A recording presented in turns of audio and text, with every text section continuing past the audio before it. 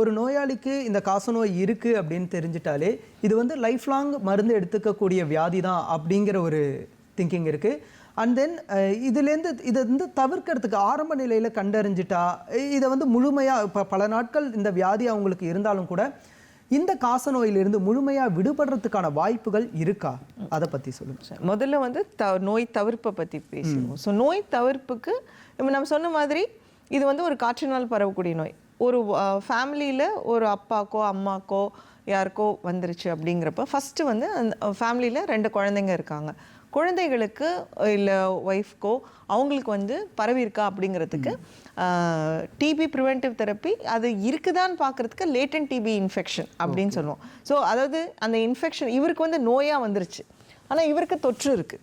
ஒரே ஃபேமிலியில் ஒருத்தருக்கு நோய் வந்துருச்சு, ஒருத்தருக்கு தொற்று மட்டும் இருக்குது. ஸோ அந்த தொற்று மட்டும் இருக்கா அப்படின்னு கண்டுபிடிக்கிறதுக்கு டெஸ்ட் இருக்குது. ஸோ அந்த டெஸ்ட்டை இப்போ நம்ம வந்து நம்மளுடைய காசநோய் பணியாளர்கள் வந்து அதுதான் கவுன்சிலிங்கில் நாங்கள் சொல்லுவோம். நீங்கள் வந்து டெஸ்ட் பண்ணிக்கணும், எங்களுக்கு ஹாஸ்பிட்டலுக்கு வந்து உங்கள் ஃபேமிலியை கூட்டிகிட்டு வந்து டெஸ்ட் பண்ணிக்கணும் அப்படின்னு சொல்லுவோம். 5 வயதிற்கு உட்பட்ட குழந்தைகளுக்கு ட்ரீட் ஆல் பாலிசி, கண்டிப்பாக அவர்களுக்கு வந்து காசநோய் வராமல் இருக்கிறதுக்கு குழந்தைகள் இருந்தாங்க அப்படின்னா நுரையீரல் காசநோய் கண்ட ஒரு ஃபேமிலியில் அவங்களுக்கு கவுன்சிலிங் கொடுத்து அந்த குழந்தைங்களுக்கு தினம் 6 மாதத்துக்கு வந்து ஒரு மாத்திரை கொடுக்குற மாதிரி ஒரு ட்ரீட்மெண்ட் இருக்குது. அது இல்லாமல் புதுசாக இப்போ வந்து 3 மாதத்தில் வாரத்தில் ஒரே ஒரு நாள் சாப்பிட்ற மாதிரி புதுசாக ட்ரீட்மெண்ட். இது வந்து அடல்ட்ஸ்க்கு. ஸோ 18 வயதுக்கு மேற்பட்டவர்களுக்கு அவங்களுக்கு கொடுக்கும். இது எல்லாமே நம்ம எப்போ பண்ணுறோம் அப்படின்னா டெஸ்ட் பண்ணிவிட்டு அந்த டெஸ்ட்டில் வந்து அவங்களுக்கு இன்ஃபெக்ஷன் மட்டும்தான் இருக்குது, இவங்களுக்கு காசநோய் இல்லை. காசநோய் இல்லைன்றது எக்ஸ்ரே மூலியமாக கண்டுபிடிச்சு அந்த ஹாஸ்பிட்டலில் ஸ்டார்ட் பண்ணுறோம். இது ப்ரிவென்ஷன், டிபி ப்ரிவென்ஷன் தெரப்பி அப்படிங்கிறது சொல்கிறோம். அது மட்டும் இல்லாமல் இந்த நோய் உள்ளவர்கள் வந்து 6 மாத காலங்கள் தொடர்ற சிகிச்சையில் இருக்கணும். தொடர் சிகிச்சை அப்படி தினம் மாத்திரை சாப்பிடணும். இது வந்து இலவசமாக கொடுக்கப்படுது. இது மட்டும் இல்லாமல் சப்போஸ் நியூரோ இருக்குது அப்படின்றப்போ அவங்களுக்கெல்லாம் 9 மாத காலங்களுக்கு தொடர்ந்து கொடுப்போம்.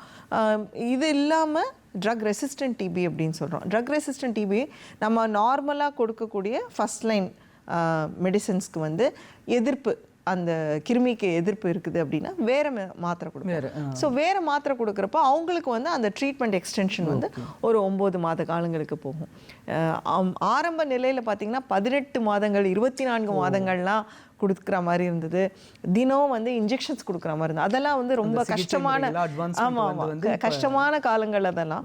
பட் இப்போ வந்து சிகிச்சை முறை ரொம்ப சிம்பிளாகவும், அதாவது பேஷண்ட்டுக்கும் சிம்பிள், மருத்துவர்களுக்கும் வந்து, ஏன்னா நமக்கு வந்து அந்த பேஷண்ட் தினம் வந்து இன்ஜெக்ஷன் போட்டுக்கோன்னு சொல்கிறதே ரொம்ப கஷ்டமாக இருக்கும்.